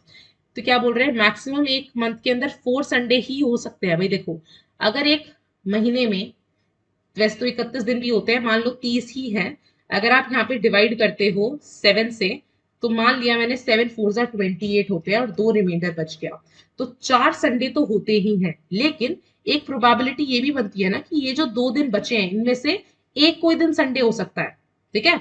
तो यहाँ पे सिंस मैक्सिमम के बारे में बात करेंगे, तो भाई मैक्सिमम एक मंथ के अंदर 5 संडेज हो सकते हैं, ठीक है, 4 नहीं 5। तो ये वाला भी स्टेटमेंट गलत हो गया। तो यहाँ पे जो आपका ऑप्शन नंबर सी है कि दो पॉजिटिव इवन नेचुरल नंबर्स का अगर आप देखो प्रोडक्ट, तो वो हमेशा इवन होगा, दैट इज करेक्ट। ये वाला आपका ऑप्शन नंबर सी जो है बिल्कुल सही हो गया। आगे बढ़ते हैं भाई। नेक्स्ट मेरे पास यहाँ पे ऑप्शन क्वेश्चन नंबर, आगे बढ़ते हुए ये मेरे पास क्वेश्चन नंबर 43 देखिए। मेरे पास है कि मेरे पास एक क्लास के अंदर 38 गर्ल्स है। बहुत बढ़िया भाई, 38 गर्ल्स है जिसमें से 3 एब्सेंट थी। 38 गर्ल्स है जिसमें से 3 एब्सेंट थी, कितनी बच गई, 35। अब देखिए, अब 20% ऑफ द रिमाइंडर, रिमाइंडर यहाँ पे किसके लिए यूज किया जा रहा है कि जो बची हुई लड़कियां हैं उसमें से जो 20% है वो अपना होमवर्क नहीं करके लेके आई हैं। तो भाई देखो भाई कितनी लड़कियां जो नहीं करके लेके आई हैं, तो 35 का 20% निकाल दीजिए। 35 20% ऑफ 35 अगर आप करेंगे तो देखो इस तरीके को कैसे लिखते हैं, 20% ऑफ 35।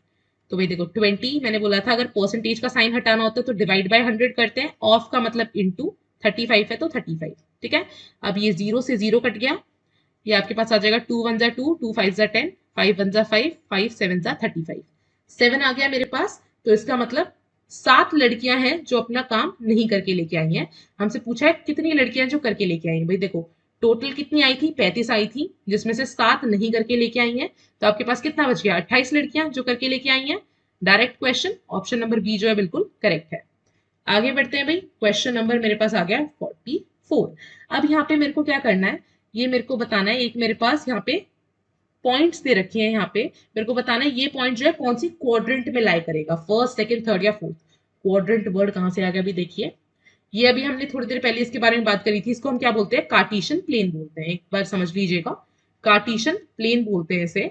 तो कार्टेशियन प्लेन भाई आपका बनता है जब आपका एक्स एक्सिस, बेसिकली एक हॉरिजॉन्टल एक्सिस होती है, एक वर्टिकल एक्सिस होती है, जब ये दोनों इंटरसेक्ट करते हैं एक पॉइंट पे जिसको हम ओरिजिन बोलते हैं, इस पॉइंट पे इंटरसेक्ट करते हैं, ये आपका एक कार्टेशियन प्लेन फॉर्म करता है।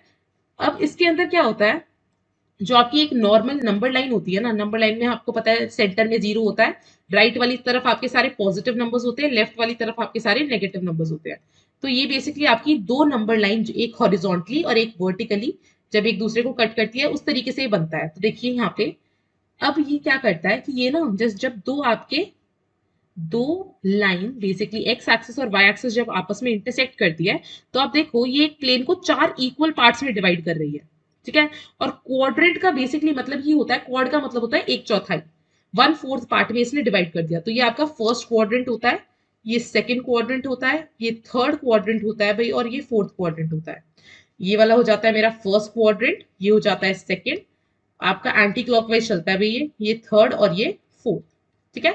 अब यहाँ पे अब हमें बताना क्या था कि कौन सा, अगर मेरे पास एक नंबर है यहाँ पे -2, -4, ये कौन से क्वाड्रेंट में लाई करेगा। तो हमेशा याद रखिएगा, अगर मेरे पास ये एक लोकेशन दे रखी है, कार्टेशियन प्लेन में हम लोकेशन लिखते हैं एक्स और वाई एक्सिस पे, तो यहाँ पे देखो अगर मेरे पास एक कोई पॉइंट है, उसकी लोकेशन ये दे रखी है, हमेशा याद रखना सबसे पहले एक्स का कोऑर्डिनेट लिखा जाता है, बाद में वाई का कोऑर्डिनेट लिखा जाता है। एबीसीडी से याद रख सकते हो, एक्स पहले आता है एबीसीडी में, वाई बाद में आता है, तो पहले हमेशा एक्स लिखा जाएगा, वाई बाद में लिखा जाता है। तो -2, एक्स नेगेटिव कहाँ पे है भाई, ये रहा एक्स, ये एक्स एक्सिस है मेरी, एक्स नेगेटिव -2 ये रहा, ठीक है। और वाई 4, वाई चाहिए मेरे को 4, तो ये रहा भाई 4। अब एक काम करो, इसको परपेंडिकुलरली खींचो, इसको यहां से परपेंडिकुलरली खींचो, और जहां पे ये दोनों लाइन मीट कर जाती है, ये वो पॉइंट हो गया जो आपका -2, 4। इस तरीके से हम प्लॉट करते हैं। अब भाई देखो ये पॉइंट आपका कहाँ आ रहा है भाई, सेकंड क्वाड्रेंट में आ रहा है। डायरेक्ट क्वेश्चन, सेकंड क्वाड्रेंट में आपका आ रहा है, तो यहाँ पे हम बोल देंगे ऑप्शन नंबर बी जो है मेरा बिल्कुल करेक्ट है, दैट इज सेकंड क्वाड्रेंट में ये वाला पॉइंट जो है वो लाई करेगा। ठीक है। एक चीज और समझ लीजिएगा, कभी कभी ना एक्स एक्सिस के जो पॉइंट होता है, एक्स एक्सिस के कोऑर्डिनेट को एब्सिसा बोल दिया जाता है। ठीक है, क्या बोल दिया जाता है? एब्सिसा। स्पेलिंग थोड़ा देख लेना भाई। और जो वाई एक्सिस का कोऑर्डिनेट होता है उसको ऑर्डिनेट बोला जाता है। क्या बोलते हैं? ऑर्डिनेट बोला जाता है। तो कभी कभी अगर ये टर्म यूज कर ले तो आपको घबराना नहीं है। एब्सिसा ऑर्डिनेट जो है आपका बेसिकली एक्स के कोऑर्डिनेट का दूसरा नाम, अच्छा नाम एब्सिसा है, और वाई के ही कोऑर्डिनेट को ऑर्डिनेट को देते हैं। ठीक है, इसी अच्छी बात पे आगे बढ़ते हैं। देखिए 45th क्वेश्चन अगर आप यहाँ पे देखते हैं, हमारे पास अब स्टेटमेंट बेस्ड क्वेश्चन आ गए हैं। ठीक है, दो स्टेटमेंट दे रखी है, हमें बताना है कौन सी वाली सही है और कौन सी नहीं। पहला मेरे पास क्या बोल रखा है कि we can write infinite number of Pythagorean triplet. ठीक है, और सेकंड मेरे पास है 3 4 5 एक प्रिमिटिव पाइथागोरन ट्रिपलेट है। सबसे पहले समझते हैं पाइथागोरन ट्रिपलेट होती क्या है। तो भाई हमने पाइथागोरन ट्रिपलेट अगर किसी ने नहीं पढ़ी है, लेकिन पाइथागोरस थ्योरम के बारे में तो जानते हैं। पाइथागोरस थ्योरम दी थी। ठीक है, उन्होंने क्या बोला था, एक राइट एंगल ट्राइंगल अगर मेरे पास होता है तो ये मेरी परपेंडिकुलर हो जाती है, ये मेरी बेस हो जाती है, और ये मेरी हाइपोटेनियस हो जाती है। एंड इसने यहाँ पे एक थ्योरम दी थी कि परपेंडिकुलर का स्क्वायर प्लस बेस का square plus is equal to hypotenuse का स्क्वायर। ये मेरे पास थी पाइथागोरस थ्योरम।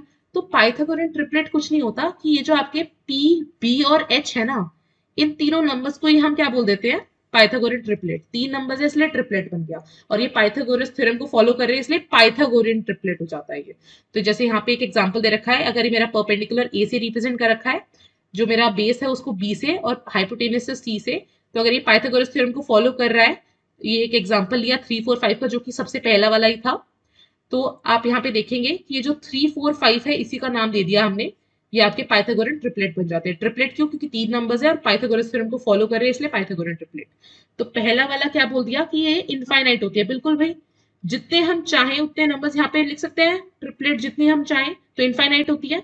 और क्या बोल रहे हैं, 3 4 5 जो होती है आपकी प्रिमिटिव होती है। तो भाई बिल्कुल सही, सबसे पहले यही वाली ट्रिपलेट जो थी ऑब्जर्व करी गई थी, तो ये बहुत ज्यादा पुरानी है। प्रिमिटिव मतलब पुरानी। तो ये जो दोनों स्टेटमेंट है वो बिल्कुल करेक्ट है। तो ऑप्शन नंबर ए जो है आपका बिल्कुल सही हो गया। दैट इज दोनों स्टेटमेंट 1 और 2 आपकी करेक्ट है। इसी अच्छी बात पे आगे बढ़ जाते हैं। नेक्स्ट क्वेश्चन मेरे पास है 46। इस क्वेश्चन में आप देखिएगा, यहाँ पे मेरे पास क्या दे रखा है। आप देखो मेरी फर्स्ट स्टेटमेंट यहाँ पे मेरे पास दे रखी है, दो स्टेटमेंट है। फर्स्ट स्टेटमेंट क्या है?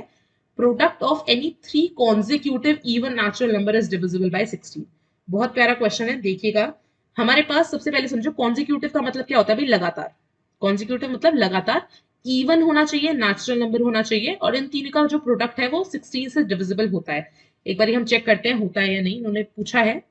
तो देखिएगा, मान लो मेरे पास यहाँ पे इवन नेचुरल नंबर लेने हैं। इवन, इवन मतलब जो 2 से डिविजिबल हो। तो अगर मैं यहाँ पे ले लेती हूँ एक नंबर 2n, नेक्स्ट कॉन्जिक्यूटिव, जैसे अगर मान लो मैंने ले लिया 2 4 6, तो देखो भाई यहाँ पे +2 से बढ़ रहा है ना। अगर मेरे पास इवन नेचुरल नंबर है और ये कॉन्जिक्यूटिव होने चाहिए, ऐसा नहीं कि मैंने पहला 2 ले लिया फिर मैं अगला 18 ले रही हूँ, बिल्कुल भी नहीं, दोनों के बीच में लगातार होना चाहिए। तो 2 4 6 8 10 इस तरीके से चलेगा। तो अगर मैंने पहला नंबर ले लिया 2n, तो दूसरा होना चाहिए 2n + 2, और इससे नेक्स्ट हो जाएगा 2n + 4, +2 हमने ऐड कर दिया। ये तीन मैंने नंबर्स लिए हैं कॉन्जिक्यूटिव इवन नेचुरल नंबर्स, और मेरे को क्या बोला है, इन तीनों का जो प्रोडक्ट है वो 16 से डिविजिबल होना चाहिए। तो एक बार इन तीनों का प्रोडक्ट करते हैं, तो 2n into 2n + 2 into 2n + 4। अगर आप इन तीनों का प्रोडक्ट करते हो, कुछ मत करो, यहां से 2 बाहर निकालो, इधर से 2 कॉमन ले लो, इधर से 2 कॉमन ले लो, तो आपके पास 2 तीन जगह से कॉमन आ जाएगा, और आपके पास क्या बचेगा, n इंटू, यहां से अगर 2 कॉमन हो गया तो आपके पास बचेगा n + 1, क्योंकि इधर से भी 2 चला गया, इधर से चला जाएगा तो 0 नहीं बचेगा भाई, 2 1 जा 2 होता है तो 1 बचेगा। यहाँ पे बचेगा 2 चला गया तो n + 2 2 जा 4 तो 2 बचेगा। अब देखो 2 इंटू 2 इंटू 2 8। तो मैं ये तो बोल पा रही हूँ कि तीन कॉन्जिक्यूटिव इवन नेचुरल नंबर्स का प्रोडक्ट अगर मैं कर रही हूँ तो वो 8 से डिविजिबल है, लेकिन मेरे को 16 के लिए प्रूफ करना था। 16 के लिए किस तरीके से करेंगे भाई? एक सिंपल सी बात समझिएगा। अब यहाँ पे अगर मेरे पास n n+1 और n+2 है, तो मैं यहाँ पे बोल सकती हूँ n n+1 और n+2 तीनों कॉन्जिक्यूटिव नंबर्स है। कॉन्जिक्यूटिव नंबर होंगे, लगातार आ रहे n, n के अंदर एक ऐड किया फिर दो ऐड किया, मतलब ये तीनों क्या है, कॉन्जिक्यूटिव नंबर्स हैं। तो मैं एक यहाँ पे एक बहुत बढ़िया बात बोलने जा रही हूँ, थोड़ा सा ध्यान से सुनिएगा क्या बोल रही हूँ मैं। अगर मेरे पास तीन कॉन्जिक्यूटिव नंबर्स हैं तो दो पॉसिबिलिटी बनती है, या तो मेरे पास पहला और आखिरी दोनों इवन होंगे, या फिर मेरे पास बीच वाला नंबर इवन होगा। दो पॉसिबिलिटी क्या बनती है, या तो होगा 1 2 3 या फिर मेरे पास होगा 2 3 4। बस एक एग्जांपल ले रही हूं, या तो बीच वाला इवन होगा या फिर पहले और दूसरे वाले इवन होंगे। ये दो केस बनते हैं। तो अगर अब मैं मान लेती हूं कि मेरे पास n जो है मेरा इवन है, दैट इज अगर मैंने n को 2m मान लिया, तो यहाँ पे सब्स्टिट्यूट करिए। ये आपके पास क्या हो जाएगा भाई, 8 इंटू 2m इंटू ये आपके पास हो जाएगा 2m प्लस 1, और ये आपके पास हो जाएगा 2m प्लस 2। देखिएगा 16 से डिविजिबल कर देंगे। अब एक बार बस 2 इससे मल्टीप्लाई कर दो, ये मेरे पास क्या आ गया 16 into m into 2m plus 1, और अगर आप चाहो तो यहाँ से भी 2 कॉमन निकाल लो, बस उसको अलग लिख देना, इंटू 2 इंटू m प्लस 1। ठीक है, तो अब देखो 16 से डिविजिबल हो गया ये मेरा, और ये 16 से ही डिविजिबल करना था। दूसरा केस क्या बनेगा, अगर आपका जो n है, ये जो पहला वाला नंबर है, ये क्या है आपका, इस वाले में तो हमने लिया था कि ये क्या है मेरा, यहाँ पे इवन है। हो सकता है ये ऑड हो सकता है ना। तो अगर मैं यहाँ पे n को लिख दूं 2m प्लस 1, ठीक है, क्यों, क्योंकि 2m तो इवन था, इसी के अंदर अगर मैं प्लस 1 करती हूँ तो ये ऑड बन जाएगा।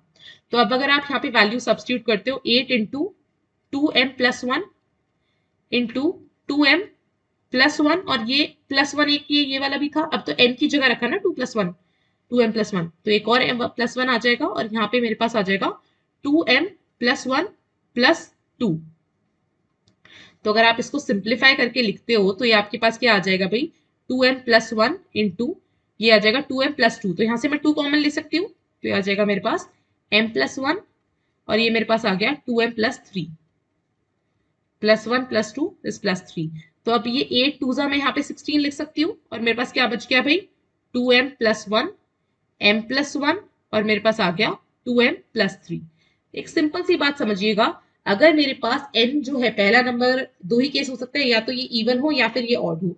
इवन के लिए हमने इसको 16 से प्रूव कर दिया कि ये 16 से डिविजिबल है, क्योंकि एक 16 आ गया, बाकी फर्क नहीं पड़ता पीछे क्या है, एक 16 आना चाहिए, तो वो एग्जैक्टली 16 से कैंसिल आउट हो जाएगा।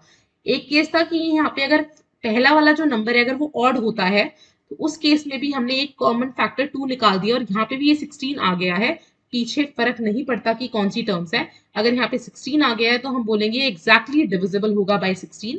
एंड यही चीज हमें प्रूव करनी थी कि अगर मैं तीन यहाँ पे इवन नेचुरल नंबर्स ले रही हूँ, तो वो तीनों जो है, अगर मैं उन तीनों का प्रोडक्ट करती हूँ तो वो 16 से डिविजिबल होंगे। तो भाई दोनों केसेस हमने यहाँ पे लेके चले, और दोनों केस में हमने प्रूव कर दिया ये क्या है, 16 से डिविजिबल है। तो पहली जो स्टेटमेंट है वो तो भाई हमने प्रूव कर दिया, यहाँ पे क्या है, ट्रू है। सॉरी, सेकंड वाले पे लिख दिया, फर्स्ट वाली स्टेटमेंट जो है वो ट्रू है। सेकंड वाली एक बार देख लेते हैं, उसके बाद बताएंगे ट्रू है या नहीं। Product of two consecutive natural numbers, अगर मैं कोई भी दो नंबर्स ले रही हूँ, नेचुरल नंबर्स मैंने लिए हैं, उन दोनों का प्रोडक्ट जो होगा दैट इज इवन। तो अभी हमने थोड़ी देर पहले इसके रिगार्डिंग बात करी थी, अगर दो लगातार नंबर्स ले रहे हो तो एक सिंपल सी बात समझिएगा, उसमें से एक इवन होगा एक ऑड।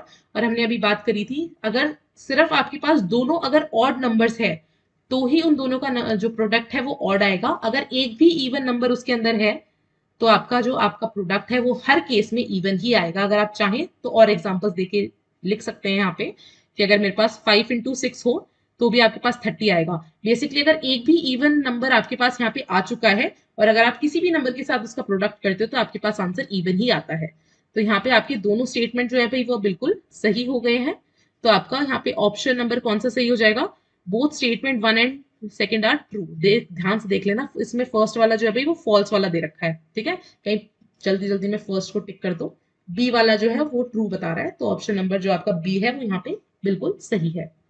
इसी बात पे आगे चलते हैं, यहाँ पे क्या बोल रहे हैं, ये प्रॉपर्टी का क्वेश्चन है अभी 47। देखिए यहाँ पे हमें क्या बोल रहे हैं, diagonals of a square they are equal and bisect each other at right angle. तो देखिए भाई आप देखिए इस तरीके से भाई एक स्क्वायर दिखता है ABCD। हमें पता है स्क्वायर की सारी साइड्स इक्वल होती है और सारे एंगल कितने होते हैं, 90 डिग्री। एक और प्रॉपर्टी होती है कि इन दोनों के डायगोनल्स जो होते हैं, ये जो AC है that is equal to BD, diagonals equal होते हैं। इस चीज को हम प्रूव भी करते हैं जब हम क्वाड्रिलेटरल चैप्टर पढ़ते हैं। उस तरीके जब हम यहाँ पे दो ट्राइंगल्स ले लेते हैं, कॉन्ग्रुएंट प्रूफ करके दिखाते हैं, वही सेम चीज है यहाँ पे। तो उस तरीके से हम इन दोनों को इक्वल प्रूफ कर देते हैं, और ये एंगल आपके 90 डिग्री आ जाते हैं, ये 90 डिग्री पर इंटरसेक्ट करते हैं। तो आपका यहाँ पे जो स्टेटमेंट 1 है दैट इज आपका जो स्क्वायर है उसकी डायगोनल्स इक्वल होती है एंड वो राइट एंगल पे बाइसेक्ट करती है, तो ये बिल्कुल ट्रू है। सेकंड वाला देखो, diagonals of rectangle they are equal and bisect each other, तो ये भाई ये देखो यहाँ पे हमने लिया ए बी सी डी एक रेक्टेंगल, तो भाई बिल्कुल इसकी जो आपकी डायगोनल्स होती है A C is equal to B D आपस में इक्वल होती हैं। ऑल्सो ये जो ओ पॉइंट है ये मिड पॉइंट की तरह एक्ट करता है, तो आपका ये जो है ये बाइसेक्ट भी करता है। मतलब बेसिकली बाइसेक्ट का मतलब क्या हुआ कि जो ओ पॉइंट है ये ए सी का भी मिड पॉइंट है और ये बी डी का भी मिड पॉइंट है, मतलब ये इक्वल पार्ट में डिवाइड कर देता है। O A is equal to O C and OD is equal to OB, ये प्रॉपर्टी होती है भाई रेक्टेंगल की, ठीक है। अगर आपको प्रॉपर्टीज में थोड़ा सा भी डाउट हो तो क्वाड्रिलेटरल चैप्टर है क्लास 9th में, आप उसको एक बार पढ़ लीजिएगा, वहां पे सारी प्रॉपर्टीज हर शेप के रिगार्डिंग दी गई है, तो वहां से आपको हेल्प मिलेगी। तो ये वाला स्टेटमेंट भी हमारा क्या है, ट्रू है। तो इस केस में हमारे दोनों स्टेटमेंट जो है वो करेक्ट हो गए। तो ये देखो option number A, both statement 1 and 2 are correct, ये हमारा करेक्ट ऑप्शन है। आगे बढ़ते हैं।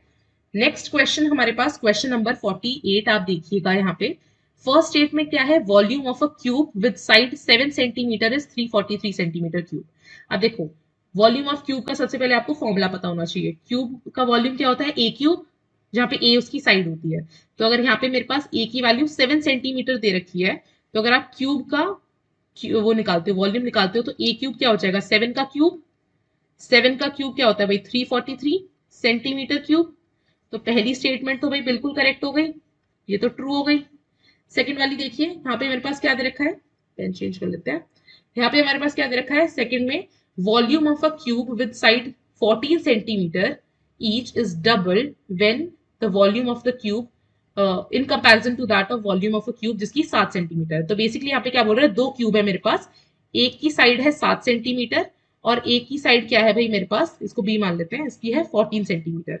तो बोल रहे हैं जिसकी 14 सेंटीमीटर है अगर मैं उसका वॉल्यूम निकालती हूँ और जिसकी 7 सेंटीमीटर है उसका वॉल्यूम निकालती हूँ, तो इसका 14 वाले का जो वॉल्यूम है उससे डबल आएगा।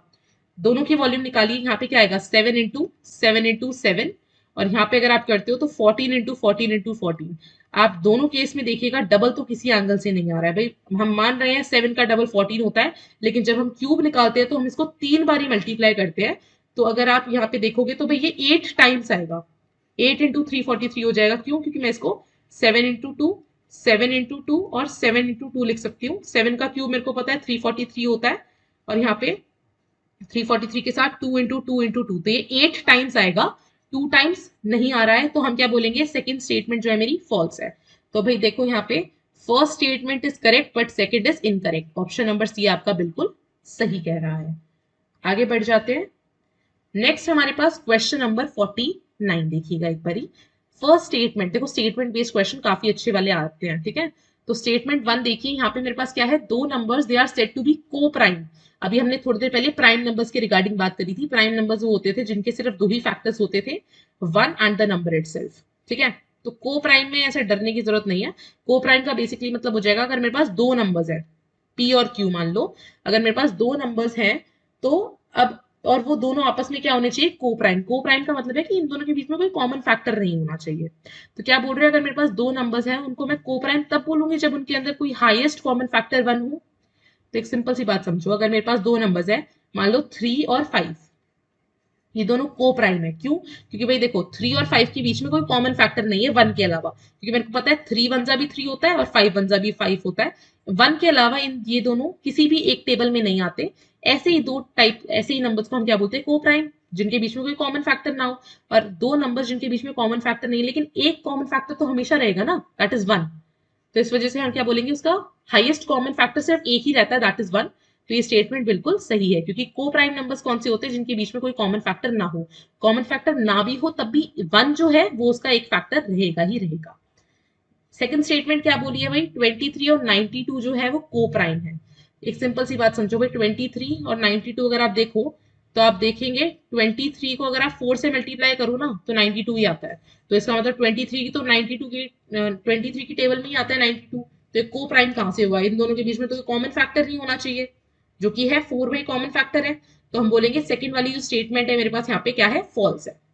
तो फर्स्ट स्टेटमेंट मेरे पास करेक्ट है लेकिन सेकंड जो है वो इनकरेक्ट है, ऑप्शन नंबर सी बिल्कुल सही कह रहा है। एक लास्ट क्वेश्चन हम यहाँ पे देख लेते हैं, दैट इज क्वेश्चन नंबर 50। तो यहाँ पे देखिएगा दो स्टेटमेंट मेरे पास दे रखी है। स्टेटमेंट 1 देखो, यहाँ पे क्या बोल रखा है, angle which the angle which the line of sight makes with horizontal line for an object above the horizontal line उसको एंगल ऑफ एलिवेशन बोलते हैं, और angle which the line of site makes with horizontal line for an object below the horizontal line उसको angle of depression बोलते हैं। देखो भाई basically यहाँ पे डेफिनेशन नहीं दे रखी है, एक बार दिखा देते हैं आपको। अब मेरे पास ये ऑब्जर्वर है, ये हॉरिजॉन्टल लाइन है। अब अगर यहाँ पे मेरा ऑब्जेक्ट जो है हॉरिजॉन्टल लाइन के ऊपर है, तो लाइन ऑफ साइट अगर आप ऑब्जेक्ट से मिलाओगे तो ऊपर की तरफ जाएगा, तो इसको एंगल ऑफ एलिवेशन बोलते हैं। और अगर आपका ये हॉरिजॉन्टल लाइन है, ये ऑब्जर्वर है, और आपका ऑब्जेक्ट जो है हॉरिजॉन्टल लाइन के नीचे है, तो और अगर वो लाइन ऑफ साइट अगर आप यहाँ पे बनाओ तो वो नीचे अगर जा रहा है तो एंगल ऑफ डिप्रेशन बोलते हैं। तो ये आपका हो जाता है। तो ये दोनों ही स्टेटमेंट जो है वो बिल्कुल करेक्ट है। बेसिकली डेफिनेशन बता रखी है आपको एंगल ऑफ एलिवेशन और एंगल ऑफ डिप्रेशन की। बस कभी कभी ना उल्टा कर देते हैं कि यहाँ पे आपको बोल देते हैं कि ये वाला जो है वो बिलो द हॉरिजॉन्टल लाइन है और यहाँ पे अबव, तो वो एक बार देख लेना, डिप्रेशन वाला बिलो हॉरिजॉन्टल लाइन रहता है और आपका जो एलिवेशन वाला है वो अबव द हॉरिजॉन्टल लाइन रहता है। तो यहाँ पे आपकी दोनों स्टेटमेंट जो है भाई A and B, that is first और सेकंड, दोनों ही स्टेटमेंट आपकी बिल्कुल करेक्ट है। तो ये हमारा लास्ट क्वेश्चन था भाई, और इस वीडियो के लिए इतना ही। Thank you so much everyone, this will be all for this video. So इस वीडियो में बस इतना ही, हमने इस वीडियो में कवर कर लिया भाई 26 से 50 क्वेश्चंस। ये आपका पार्ट 2 है, आपको पार्ट 3 में नेक्स्ट 25 क्वेश्चंस देखने के लिए मिलेंगे। एंड तब तक अगर आप खुद चाहते हैं इसको सॉल्व करना तो आप www.telebytes.in पर विजिट कर सकते हैं, किस तरीके से आपको ये क्वेश्चन जो पेपर जो है अटेम्प्ट करना है, एंड फ्रीली आपको एक्सेस इसका मिल जाएगा। तो आप एक बार अगर चाहें तो आप खुद से जाके वहां पे अटेम्प्ट कर सकते हैं इस क्वेश्चन पेपर को फ्रीली। पिछले साल का ये 2022 का पेपर है, तो अगर आप चाहें तो आप वहां से एक्सेस कर सकते हैं। ऑल्सो आप चाहें तो टेलीग्राम ग्रुप पे एक चैनल है that is teacher education resource करके, आप उसको ज्वाइन कर सकते हैं। उसके ऊपर आपको जितने भी अपडेट्स है रिगार्डिंग इन्फॉर्मेटिव वेबिनार्स जो होते रहते हैं कंडक्ट, जितना भी आपका इन्फॉर्मेशन है वो आपका इसी टेलीग्राम चैनल पे आपको देखने के लिए मिलता है। एंड जितने सेमिनार्स होते हैं उसका भी आपको जितना भी इन्फॉर्मेशन है वो इसी टेलीग्राम ग्रुप पे मिल जाएगा। तो do join this Telegram group. यदि आप लोग दिल्ली यूनिवर्सिटी से रिलेटेड थोड़ा भी कंफ्यूजन है आप लोगों के माइंड में, तो आप लोग इस वाले प्लेलिस्ट पे विजिट करिए, CUET DU BA 2023, और ये वाला वीडियो लेक्चर देखिए जो कि डिटेल कंप्लीट किया गया है, चाहे एलिजिबिलिटी क्राइटेरिया हो या फिर कुछ भी हो DU के रिगार्डिंग, जब हम लोग बात करते हैं B.Ed के कंटेक्स्ट में। साथ ही साथ यहाँ पे जो पेपर कोड्स को लेकर इशू है या फिर पेपर कोड के रिगार्डिंग आपको पेपर कोड के हिसाब से मेंबरशिप परचेस करना है, तो ये वाला डिटेल वीडियो देख लीजिए कि कैसे प्रिपरेशन क्लासेस चलती है दिल्ली बाइट्स पे DU B.Ed के कंटेक्स्ट में। सेम यहाँ पे बात करते हैं यदि BHU के लिए, तो वहाँ पे आपको एक प्लेलिस्ट मिलेगा। हमारे प्लेलिस्ट के अंदर CUET BHU BA 2023, यहाँ पे भी आपको कंप्लीट मिल जाएगा डिटेल BHU B.Ed के रिगार्डिंग। यहाँ पे कोड PGQP74 लिखा हुआ है, लेकिन ये आपको अपडेटेड वीडियो आपको इस प्लेलिस्ट के अंदर मिल जाएगा इस बार के पेपर कोड के अकॉर्डिंग, जो कि COQP 04, 5, 6, 7 है। और साथ ही साथ मेंबरशिप से रिलेटेड वीडियो लेक्चर भी मिल जाएगा इसी प्लेलिस्ट में, तो इसे कंप्लीट देख ले सो दैट अगर आप मेंबरशिप लेना चाहते हैं तो इस वाले वीडियो लेक्चर को जरूर देख ले, सो दैट ऐसा ना हो कि कल को आपको लगे कि प्लेटफॉर्म आपके साथ कोऑपरेशन नहीं कर रहा है, जस्ट बिकॉज यहाँ पे सारी चीजें डिटेल में डिस्कस की हुई रहती है कि मेंबरशिप का क्या प्रोसीजर है, कैसे प्रोवाइड किया जाएगा, कब ऐड किया जाएगा ग्रुप में, कब चीजें प्रोवाइड की जाएगी। तो सभी डाउट्स को यहीं से सॉर्ट कर लीजिए सो दैट कोऑपरेशन दोनों साइड से बना रहे। Also, do follow Daily Bytes on various social media platforms and stay tuned, stay updated and follow Daily Bytes. And इस वीडियो में बस इतना ही। Thank you so much everyone.